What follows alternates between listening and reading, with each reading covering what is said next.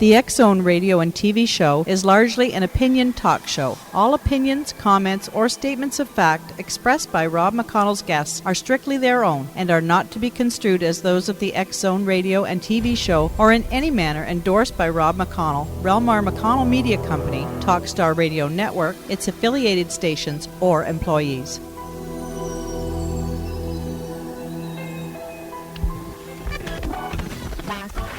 All Hit Radio.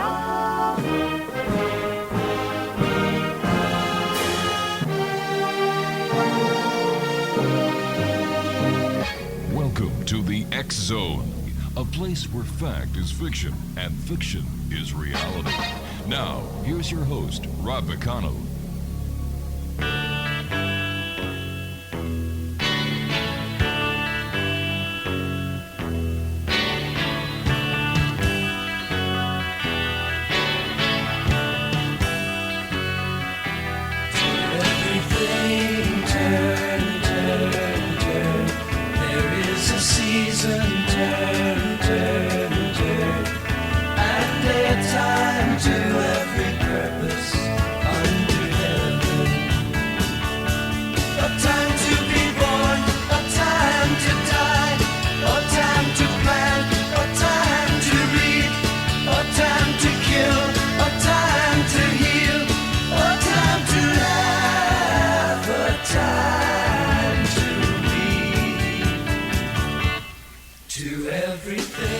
And welcome back to the X-Zone, everyone. My name is Rob McConnell, and we are coming to you live and around the world on the Talkstar Radio Network and our fine family of broadcast affiliates throughout the United States, Canada, Central America, South America, the Pacific Rim, the Caribbean, and now in 20 Asian countries on Aglia 2.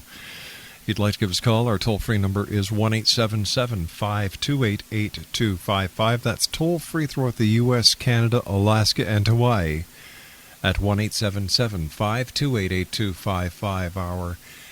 And my email address is xzone@talkstarradio.com, on MSN Messenger talkstarradio@hotmail.com, and our website www.xzoneradio.com. Let me see the top 5 reasons why Britney Spears surrendered to police wearing a pink wig. You ready for this? Number 1, they were out of blue. Number 2, she's the new spokesperson for Pepto-Bismol. Number 3, thought someone said to her, "I wish you'd just pink with your head." Number 4, to hide the purple one. And number 5, it's a very popular fashion trend back on her home planet. Yeah. Good old Britney Spears. And she used to be such a nice young lady. And all right, this is the last one for now. The top 5 signs your cat has been taking steroids. Number 1, dead giveaway, is that the cat is now wearing a San Francisco Giants cap. Number 2, the scratching pole is now kindling. Number 9, the cat prefers flaxseed oil over catnip. Number 4, goes through the wall to catch the mouse. And number 5, just coughed up a fur ball and it landed in Pittsburgh. There you go, the 2 top 5 reasons for tonight here on the X-Zone. My guest this hour is T. Casey Brennan, and during the 1970s, T. Casey wrote for Warren Publishing's black and white horror comic anthologies Creepy and Eerie and Vampirella. He also wrote for DC Comics, House of Mystery, and Archie's Comics Red Circle, Sorcery. In the 1980s, Casey campaigned to have deceptions of smoking in comics banned, which led to then Government Bill Clinton of Arkansas to issue a proclamation designating January 1990 as T. Casey Brennan Month. Now, in his prose work since 1996, T. Casey Brennan claims to have shot U.S. President John F. Kennedy while a victim of the CIA's MK-Ultra program. Now, as of the year 2007, he lives in Ann Arbor, Michigan, and is homeless. Hey, T. Casey Brennan, how are you? Hi, Rob. Are you reading me? Am I coming in loud and clear to your audience out there? I guess you've got a pretty wide one now. Are you picking up my voice loud and clear? T. Casey, are you there? Yeah. Rob, can you hear me? Oh, there you are. Yes, I can. Oh, okay. Yeah, that's what I was just asking was if you were picking me up. Okay. So this is the right way. Okay. Anyway, yeah, this is T. Casey Brennan. A recent interview I did. It's at homelessdave.com. It's a Ann Arbor webzine that has a lot of following locally, and so they put up my picture in my new look, my new homeless look, because I have all dreads and all that, and it says comic book writer, band member, and alleged JFK figure. So that pretty well capsulizes it. But that intro, of course, was from my Wikipedia page. So if you look up T. Casey Brennan, or just put CASEYBRENNAN into the Wikipedia search engine, you'll turn up the page about me. And so is this... T. Casey, stand by, T. Casey. We have to take a commercial break. T. Casey Brennan is our special guest, and we'll return on the other side of this break as we continue in 2 minutes with T. Casey Brennan. My name's Rob McConnell, and this is the X Zone, a place where people dare to believe, and dare to be heard, Monday through Friday from 10 p.m. Eastern until 2 a.m. Eastern on the Talkstar Radio Network. I'll be back in 2 minutes. Whatever you do, please don't go away.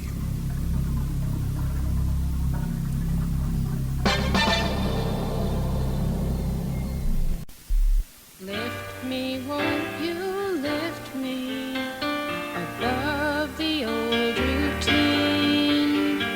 Make it nice, lay it clean, Jasmine.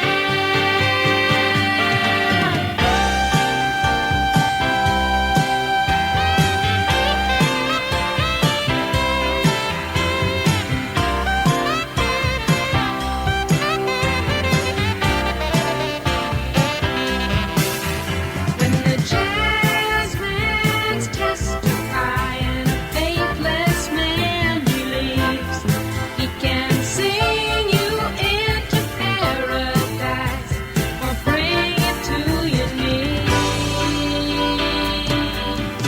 T. Casey Brennan's our special guest. And T. Casey, I was wondering if you could tell me about your new book, Actor Comic Presents, from the Actor Comic Fund. Oh, great, Rob. Yeah, the Actor Comic Fund is this charity. It's just changed its name to the Hero Initiative. Anyway, essentially, and this is my words and not theirs, it's a charity that helps out has-been comic book pros. So, unlike most charities, it actually works. So they bought a new story from me and gave me a little grant. This was like a year ago, but the comic is just recently out at a bookstore in Ann Arbor called The Vault of Midnight, and so people are picking up on it here. But it's an adaptation of one of the JFK stories. But now, the JFK story, just in case, there's some of your audience out there that's familiar with my work, JFK story is called Conjurella Messiah Necronomicon Monks. And it was a chronological sequel to the original Conjurella. And in the original Conjurella, of course, I alleged my own and my late parents' unwilling involvement in the JFK assassination. Anyway, Conjurella Messiah was a story about me 10 years later in Toronto in 1973. Now, in the original story, it was about me at a convention in Toronto, York University, and last weekend of January 1973, and the love affairs I'd left back home, and my acceptance of this new role of comic book celebrity and signing autographs and so on at a university, but with flashbacks to JFK 10 years earlier. So the thing is that I mentioned a lot of celebrities when I originally wrote the story that were there at the convention called Cosmicon 2, and I mentioned Ted Nugent. He was there. Denny O'Neil, the comic book writer, very noted gentleman, and P.J. O'Rourke, was also there. And so the thing is that there were all these celebrities, and I mentioned them, but the one I didn't mention was Dave Sim, the creator of Cerebus the Artbug. It's this internationally acclaimed underground comic, and he was there, and in fact, asked questions when I gave an address and so on and so forth. So he has drawn this new comic called Hypothetical Cerebus, and it works him into my reminiscence of Cosmicon 2, because he was actually there at Cosmicon 2, except I didn't write him into the original story. So I included not only Dave Sim, but his character Cerebus the Aardvark, which he now says is partly derivative of a comic that I did with him called Dandy the Aardvark. So anyway, the Sim connection has done me just a world of good. You know, the homeless cripple guy though I am, yeah, I'm still that. You know, JFK witness that should be up there, all that stuff. Yeah, of course I am. But the Dave Sim, they had something called the Joe Shuster Awards in Toronto, and I understand the mayor was there and everything. And Dave Sim got up and gave an address accepting an award for Harry Kramer, who had been one of my publishers. And Sim says, yeah, and, you know, one of the important things that Kramer did was publish T. Casey Brennan, you know. And he also published a big 1972 photo of me in its kind of it's all the web pages have used it. It's me against this dark background in profile, so it's me from '72. But anyway, so there's Dave Sim up there saying T. Casey Brennan, you know, like, you know, top-notch writer in effect, and he's doing that up there in Toronto, and, you know, with the mayor. And yeah, I'm hobbling around homeless here in Ann Arbor at the same time. But yeah, but anyway, yeah, that's the book. That I get, but basically you've got the premise of the book right there. Is that it's a charity that helps out has-been comic book pros, and called Actor Comics Presents, has an adaptation of one of the JFK stories as a comic book, and begins on page 47. And I hope we picked up some Ann Arbor listeners this time. So for them, they can go get it at the Ann Arbor Public Library. I don't know how many libraries have it, but the Ann Arbor Public Library certainly does. So, yeah, that's about the book. I also have. I was talking with people tonight. I also have another appearance with my band coming up. There's something called the Atomic Art Co-op. I did something called Fallout Fest with them the last Saturday in September, whenever that was. And I got on and I did my social worker songs that you can't play here, and my Let Them Rise death metal that you can play here. You did a clip of it last interview. And so I did that at Fallout Fest, and I was just credited as T. Casey Brennan Friends, because I'm not with Frankenhead anymore, even though I have a CD out with them. But on December 31st, on New Year's Eve this year, there's going to be something called Genesis, also put on by the Atomic Art Co-op, and I'm a featured guest on that also. And I'm going to go on and do my social worker song and my death metal song, Let Them Rise. So T. Casey Brennan, I have to ask you this. Certainly. How come you're still homeless? Well, you know, the thing is that after I got hit by the car, February 1st, 2003, at first I was terrified, and I definitely sustained some injuries. But the thing is that the ironic, you know, and you know, all of the attorneys let me down. You know, I mean, this thing should have been pursued. I should have had a medical card. I should have had an income and everything. And instead of that happening, the whole community, the attorneys, and everything, I had an adversarial relationship with them. So, and the social workers as well. So, the thing is, the upshot of that is that all over Ann Arbor and in several podcasts, if you go to my Wikipedia page, you can pick up a podcast they did in Israel. It's called Kataro's Sideshow, and there's another link on Wikipedia called, oh gosh, it's another. But you still haven't answered my question, TC.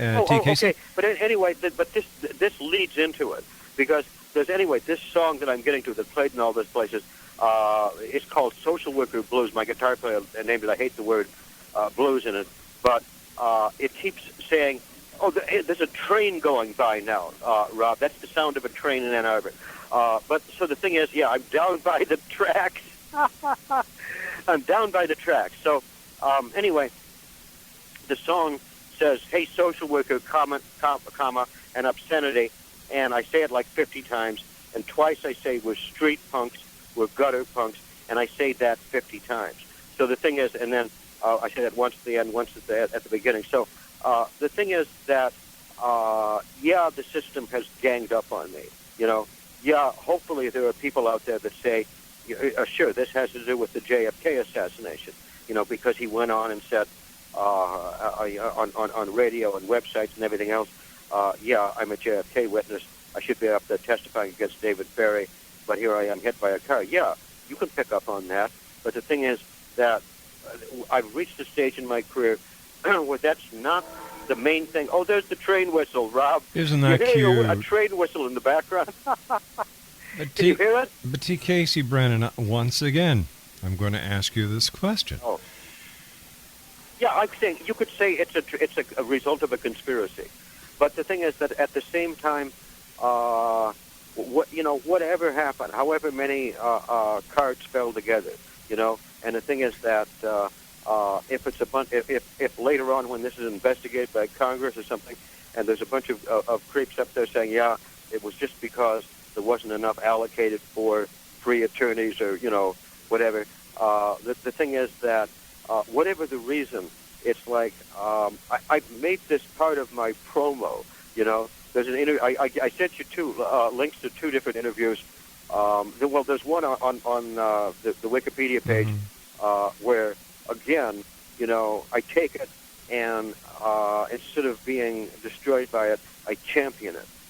I say we're street punks, we're gutter punks. Because the thing is that, like, in the homeless community, I don't associate with anybody over 30. I associate with the street punk community, and I shake off the old guys. I don't want them around, So the thing is that in the context of that, and also in the context of my personal friends, I have a network of people that I can go and crash with. In a hypothetical situation, where I don't have a place to crash that night, I walk around all night, But it's fun. It's Ann Arbor. It's fun. I don't walk all around all night with my tail between my legs. I go out and look for parties and people to hang with, and oftentimes they're important people. I've met WCBN disc jockeys, in the middle of the night at the Fleetwood and so on, where I sit up all night. So, it's I've made it good. I'm not so sure that the I don't know if you heard. There's a magazine called Following Cerebus that did this whole biography on it, And the thing is that, the JFK stuff was a factor, but not a major one, because all they did with that was list the websites where you could read about it. Mm-hmm. And so basically what they did was run page after page after page out of many, many different T. Casey Brennan comic book stories. They ran page one of about 20 T. Casey Brennan comic book stories. But is the JFK thing a factor? Yeah. The all right, I want to talk about the JFK thing after the news. But you're telling me that you've got a band, and I guess you guys get paid for your gigs. No. You don't? I only did one thing live on stage with the band Frankenhead, and that was at the 555 Gallery, and I didn't. It was the promoters said we don't have enough money even to pay to rent the hall, so nobody gets paid. And I still tease him about that when I see him. But that was the only on-stage thing. The other stuff, the thing is that there was like a guy that... T. Casey Brennan, stand by. We've got to take a commercial break. We'll be back on the other side of this news break with some fine words from our sponsors. Poor T. Casey. We'll continue with his story on the other side of the news as we continue with T. Casey Brennan right here in the X Zone on the Talkstar Radio Network. Beautiful all the time, and I'll be happy to see those nice young men in their clean white coats, and they're coming to take me away. Hello and welcome to the Mental Health Hotline. If you are obsessive-compulsive, press 1 repeatedly. If you are codependent, ask someone to press 2 for you. If you have multiple personalities, press 3, 4, 5, and 6. If you are paranoid, we know what you are and what you want. Stay on the line and we'll trace your call. If you're delusional, press 7 and your call will be transferred to the mothership. If you are schizophrenic, listen carefully and a small voice will tell you which number to press. If you are depressive, it doesn't matter which number you press, no one will answer you. If you're dyslexic, press 69696969. If you have a nervous disorder, please fidget with the hash key until the beep. After the beep, please wait for the beep. If you have a short-term memory loss, please try your call again later. And if you have low self-esteem, hang up. All our operators are too busy to talk to you. All Hit Radio.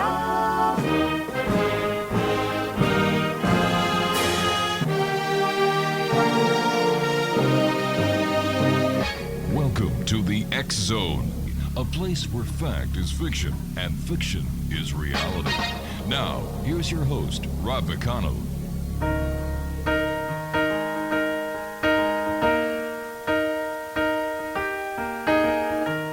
Where is the moment we needed the most? You kick up the leaves and the magic is lost. Tell me your blue skies fade to gray. Tell me your passion's gone away. And I don't need no carrying on. You stand in the line just to hit a new low. You're faking a smile with the coffee to go. And tell me your life's been way offline. You fall into pieces every time. And I don't need no carrying on. 'Cause you had a bad day. You take one down. You say this. Welcome back, everyone. T. Casey Brennan is our special guest this hour. Now, T. Casey, what is your connection with the JFK assassination? Well, see, when I started the stories, and and you mentioned in your news release, and I wrote about my experiences with the Hare Krishnas and my experiences with the convention circuit, the comic book convention circuit, particularly in Toronto. But when I wrote those things, I was trying to show people, look, I've led a really significant life, a life of my association with all sorts of top-notch people, some of them sinister, and so you should take a look at my statements about my statements in Conjurella, in this original story Conjurella. You should take a look at those statements, but they haven't.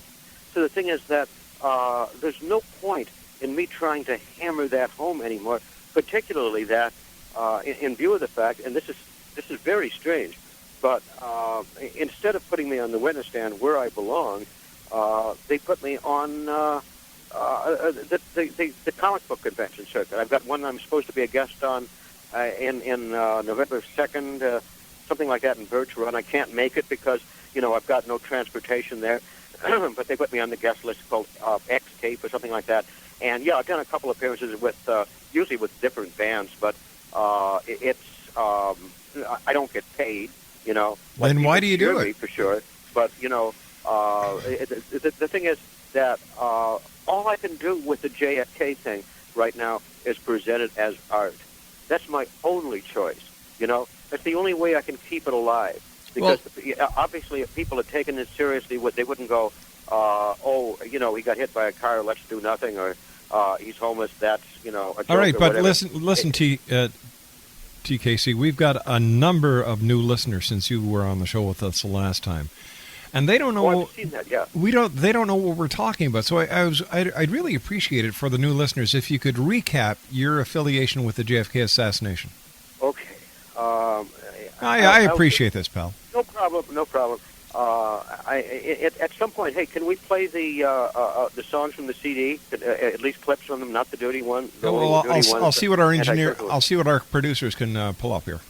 Okay, great. I've got a guy right here who can play them. So anyway. The allegation in Conjurella was that I had been subjected to programming as a child by the CIA's MK Ultra program, and coincidentally, in my memories, when it began in my life in 1953 was actually the year when it began. That it was exposed, and as having begun, and my allegations were that a CIA operative, David Ferrie, had worked with Dr. E, that I call him in the stories, and he was a real person, that lived in a real place, and my father was obsessed with hypnosis, used to take me there. And anyway, and on the morning of November 22nd, 1963, my dad woke me up, drove me to the Yale airport, had no idea where I was going. I was terrified. Dr. E was there. He injected me in the neck. He didn't go. Ferrie flew me to Dallas, had me crated up in something, and I'm sure he went in there in his airline pilot uniform because, I totally remember him, with the cap and all that.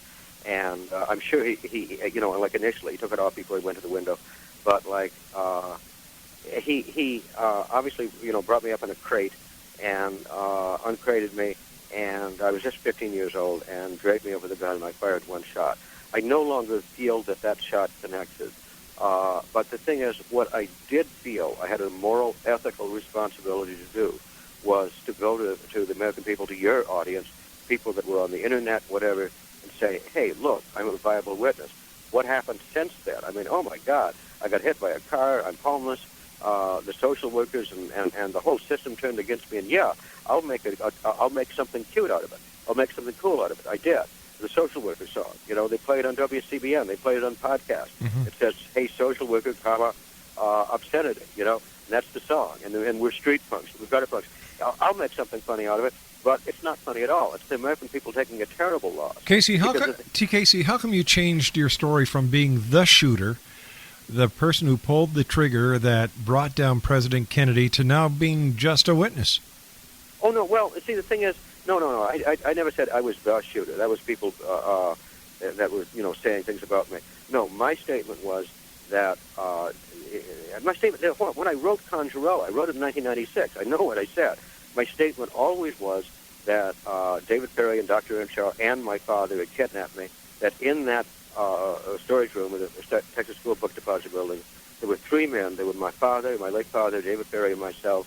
And Ferrie draped me over the gun. When I was injected, I was terrified. I'd been locked in a box and had me fire one shot. I no longer feel that shot connected. But no, at no time was the account, you know that. It was at no time the account that I was giving was it intended to be any moral responsibility on my part. I've been programmed by the CIA's anti-ulcer division to do just that, and by the account given my late father, that at some point we were being told that we were being prepared for an invasion of Cuba, in which Lee Oswald would lead some sort of peace delegation to Cuba, including teenagers like myself. I was 15 years old, and in that capacity, we were to assassinate Dr. Castro. But, the thing is that, no. At no point, the account that I wrote this thing in Conjurella, and I changed the actual name of the hypnotist to Dr. E, and I changed the actual name of the town to Hopeville, and then when I wrote the sequel that we're talking about, Necronomicon Monks, then I named the doctor, and I wonder now whether I should have done that. And so the thing is that, no, it never imparted any responsibility to me. And maybe what I should be saying is that I was a witness. If I'm saying that I fired one shot, while kidnapped and terrified and hypnotized and under the power of David Ferrie, who then took command of the rifle and fired at least three more shots as more shots rang out from the street. I know that for a fact. I heard it. I fired one shot. I hit the rifle with the palm of my hand, the rifle butt, tried to push it out the window. I couldn't. I fell onto the floor, and David Ferrie is going he collapsed or whatever, and gets on the rifle and fires three more shots. And my dad says, don't shoot Jackie, Ferrie. Don't shoot Jackie, or I'll kill you right now. And but I was already on the floor, but I could hear those shots, and I could hear Ferrie say, "Good men. They could have left me hanging, but they didn't." And it's like that was my statement all along. And like most of that, I put in Conjurella. And so the thing is that we wove a kind of fabric of lies about it as to what I had said. I read that I claimed to be the lone gunman, but that's stupid. Of course I didn't. But what were you a witness to then? Well, the thing is that I was certainly a witness to the conspiracy after it began in 1953, and my late father and my Uncle Johnny and his wife, Bonnie, who I call Conjurella, and their daughter Linda, who was the same age as I, and who in the comic book story in Action Comics Presents, I alleged was also one of the child assassins in the Texas School Book Depository building, who had been programmed by MK Ultra. So the thing is that, I'm certainly a witness against the MK Ultra program, and going all the way back to 1953, as when David Ferrie first terrorized me, and all the things that Dr. E did to me to terrorize me up to the Kennedy assassination and for a while thereafterwards. So the thing is that, I'm a witness against all of that and the Kennedy assassination and the people that actually committed it.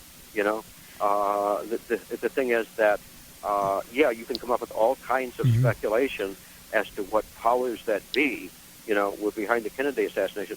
But unless you know the actual story, that what happened was this hypnotist in Michigan was hypnotizing kids and flying them to Dallas, telling them that they're going to be being used to shoot Castro, flying them to Dallas and making them shoot at John Kennedy. Yeah, maybe none of them connected with their shots. I probably didn't, but maybe that the whole thing was so we couldn't tell it. So it whips out so damn ridiculous, But the thing is that I don't feel compelled anymore to tell that over and over again. Good.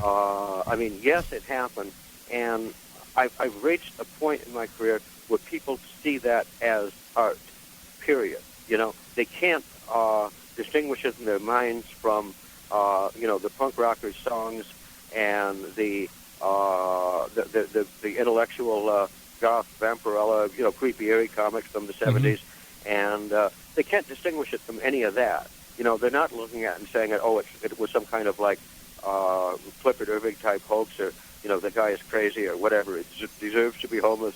Any of that stuff at all. They're looking at it and they're saying it's art. And the thing is that, obviously it's better if they take it that way and applaud me for it than persecute me for it. My God. But it's art. I did it very artistically. It's also the truth about my involvement with MK Ultra and several JFK figures. One, David Ferrie, that everybody knows about, and another one, Dr. E, that nobody does, and they're just not going to know what happened unless they know what happened in that hypnotist office in Michigan and who was flown down there, and who was involved. And, anything that I might ascribe to the motives of the people involved, sure, that might be poppycock, but they did it, and I can say that they did it, and I can say basically when they did it, It's like, I should be testifying, but I'm not. I did a comic book about the damn thing. TKC, did you ever go to the Secret Service? Did you ever go to any law enforcement agencies and say, listen, this is what happened. I know I was a target. I was a victim of the MK Ultra program. Of course. I after I got hit by the car, I did that. Wait a sec. You got hit by the car when? A couple of years ago? February 1st, 2003. Okay. And all, I've sent emails to various public officials and all that, and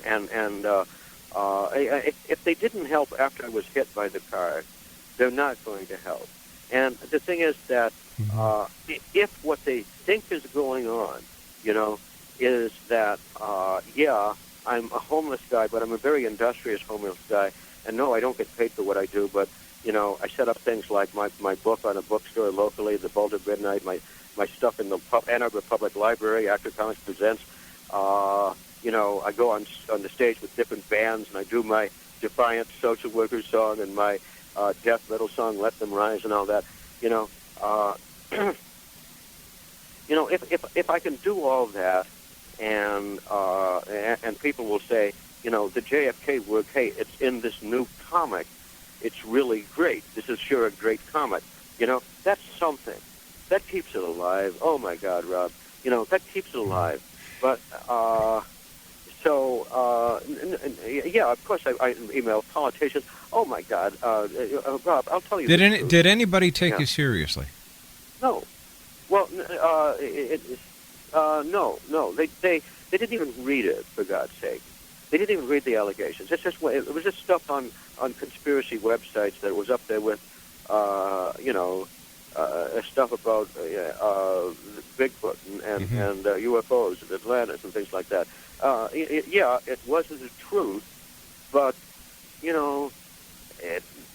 the people that should have seen it and called upon me to testify, they didn't, and they won't. You know, now they've got to take a position. I mean, after all, you know, I got hit by the car, and they still wouldn't help. You know, so the thing is that they've got to take a position, and that position was that what I said carried no merit. So the thing is that, okay, until that time, and probably not in my lifetime, until that time, at some future point, when my statements about Dr. E and the MK Ultra Project and the Kennedy assassination are taken as factual and things that should have been investigated, should be investigated now, until that happens, you know, let's just take it as art.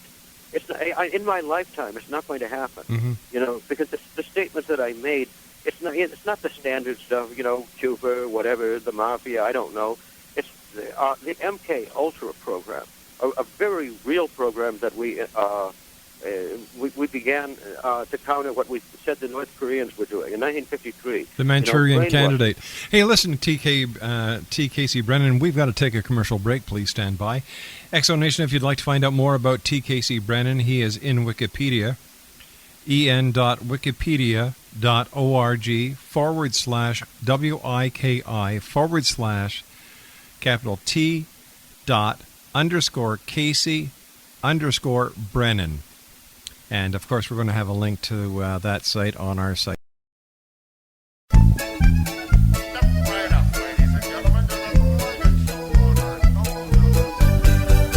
She was born in a fun house. She grew up on a wild mouse, driving bumper car around the ground, and a big rig from town to town. She sleeps on a roller coaster. She looks like a girly poster. She did both Farnham and Bailey at these 3 shows daily. She's a carnival girl, more fun than a tilt-a-whirl. She's a laugh in the dark. She's an amusement park. Welcome back, everyone. T. Casey Brennan is our special guest. And, TK, what are you doing with yourself? You know, like you were saying earlier that you're hanging around the under 30 crowd. Yeah, we're going Why? to get to that, Rob. Hey, listen, would you play one of my... can I play one of my songs in the background and have you pick it up? It's death metal, so it's called Let Them Rise, and when we do it on stage, I did it with a local band. It was called Narwhals Collide, not Frankenhead, and so we made a special point. We were just kidding about the Satanism stuff, but like... you know, because it's a spin-off of my horror comics from the 70s, because, see, that's a factor now. Adam, kick it in. This is completely obscenity free. The other one isn't, but this one is. Can I hold the phone up to the speaker? Is that okay, Rob? I don't think that'll work, T. Casey Brennan. The producer here is shaking his head. No, it won't come across clear, and we can't find your CD here. So we'll play it another. We'll play it another time for you. He said it wouldn't come across clear. No, it'll come. Shaking his head says it wouldn't come across clear. It's a studio monitor, but it still wouldn't. It says it's a studio monitor, but it still would. No, our people say no, and I've got to go by what they say. Oh, okay. Well, in that case, I guess what they've got to do is to net search for Actor Comics Presents, and you can buy it online. It's all over the place. And if it's the JFK stuff that you want to read about, it's in there. The story is called Hypothetical Cerebus. It's on page 47, and it's out by Dave Sim of Cerebus, the Aardvark fame. So the JFK stuff is in there. Yeah, T. Casey. All right, tell me something, T. Casey. When are you going to get a home? I don't know. I mean, the thing is that... Do you like being homeless? At this point, yes, because... Why? Why? Because the thing is that many people before me have lived lives as radical fugitives, you know, and they've lived good, and they've lived a lot better than most people. And so the thing is that that's what I have to do. I have to live a life as a radical fugitive. And so that's fun, you know. Being in a band is fun. having comic books. Oh, yeah. Another one, Vampirella Crimson Chronicles, Volumes 2, Volumes 3, are both on sale at various comic book stores. Excellent. 2 and 3, and they both have my Vampirella stories in them. See, I don't even get copies of them. I can't even read off what page that's on because I didn't even get a copy, because it has to do with the way that Harris Comics bought the stuff after a bankruptcy by Warren and so on and so forth. But I don't care, because the thing is that this opens up an audience for me. It means radio interviews and convention appearances, comic book convention appearances, going on with my band, all that. Yeah, I can live forever as a radical celebrity. TKC Brennan, thanks very much for joining us. We've got to take off here. We have, we're at the end of this hour. TKC Brennan, he's in Wikipedia. First person I've ever spoken to who likes to be homeless. I don't know. I always thought if you said that you had some information that was about the shooting of a president of the United States, that the U.S. Secret Service would be very interested in you. What do I know? I'll be back on the other side with Cal Korff as the X Zone continues on the Talkstar Radio Network. Even in woo-woo land.